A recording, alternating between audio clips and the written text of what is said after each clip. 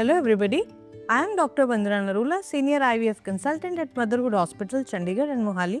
आज हम बात करेंगे बैलेंस और इम्बैलेंस ऑफ हॉर्मोन्स के बारे में. Many couples who come to us, they come with a self-proclaimed diagnosis of कि हमारे reproductive hormones imbalanced है, हमारे hormones में कोई बैलेंस खराब है, इसीलिए हमारे बच्चा नहीं हो रहा. तो what are these reproductive hormones basically and what is the balance that is needed for a proper conception?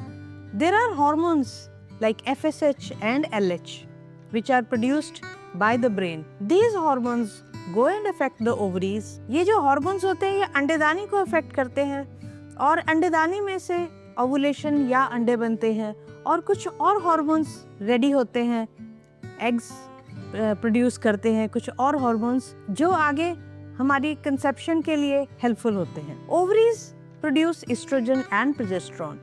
Oestrogen makes the endometrium lining properly thickened, makes the endometrial lining properly for implantation of the embryo. It prepares for the implantation of the embryo, and then comes the progesterone hormone. The progesterone hormone makes the endometrial lining ready for implantation. So the balance of these hormones is a must for proper conception, be it a natural conception and be it the interplay of hormones that we go through in an IVF conception cycle. Then come the thyroid and prolactin. These tests are also done. The hormones which are commonly tested when we do a testing of the couple who is going through an IVF journey, thyroid and prolactin. Because imbalance of these two hormones also causes delay in ovulation, irregular ovulation or irregular cycles. The imbalance of these hormones also results in lack of proper implantation of the embryo. So these are the general hormones in the proper conception, both in a natural cycle as well as in an IVF cycle.